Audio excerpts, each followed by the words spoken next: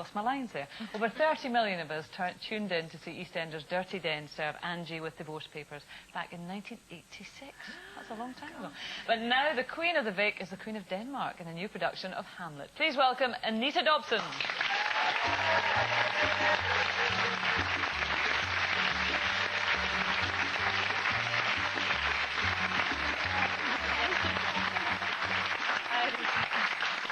Another rear of the year. Yes. How did that happen? Looking fab. Look at that. Yeah. You give young'uns one for their money.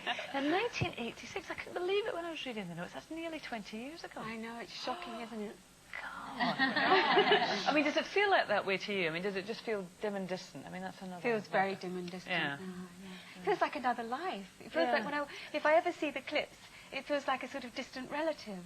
Like a cousin or a niece. But what an absolute credit to you, though, that is the one thing that everybody remembers about EastEnders, no matter what. It's all Den and Angie. Thank you. So, and that's a credit to you, and that's why you're obviously doing Hamlet now and Shakespeare. Hamlet, yes. Fantastic. I'm loving it, just loving it. Mm-hmm.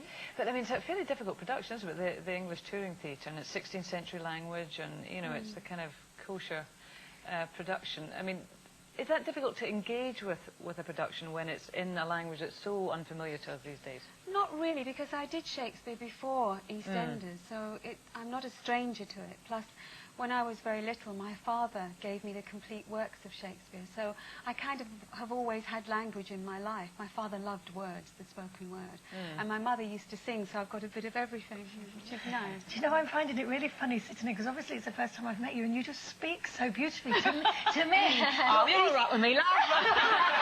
That's what I know. I'm just finding myself going like this.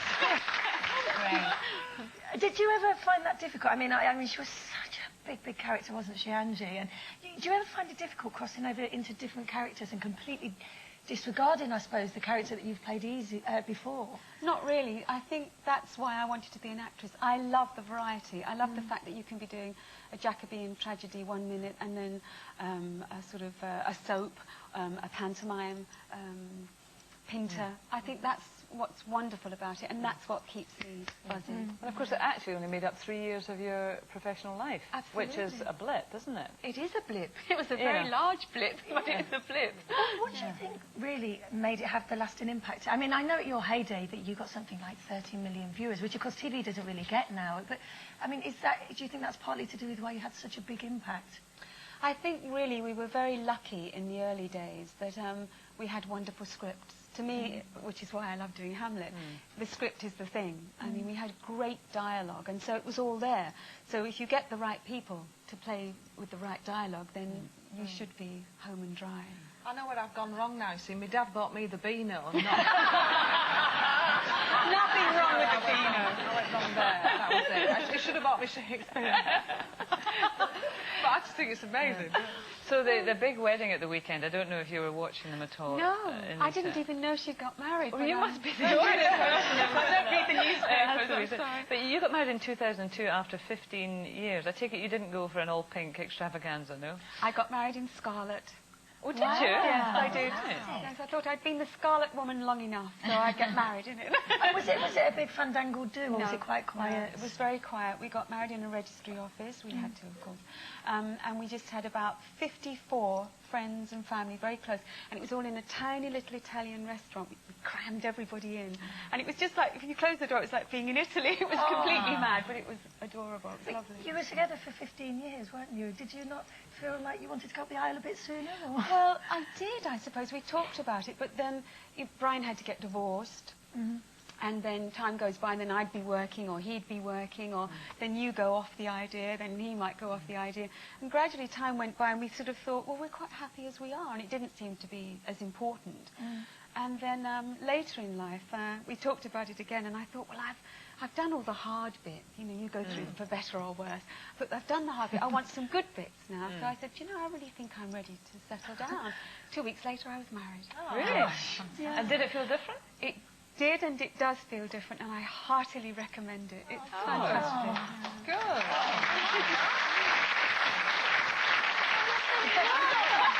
might win Kaye round eventually. Not quite sure. She's taken some persuading.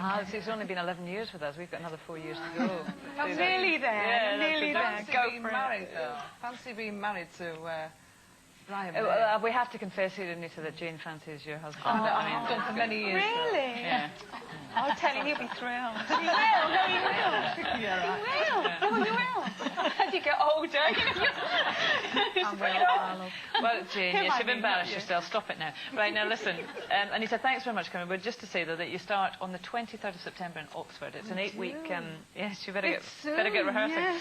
Yeah. It's an 8-week run all around the country. Yes, we do 4 weeks, we have a break, then we do another 4 weeks. And it is a highly acclaimed production of Hamlet. So it is. We have Ed Stoppard playing Hamlet, and it's a really good cast. So well, we wish you luck with it. Everyone, Anita Dobson.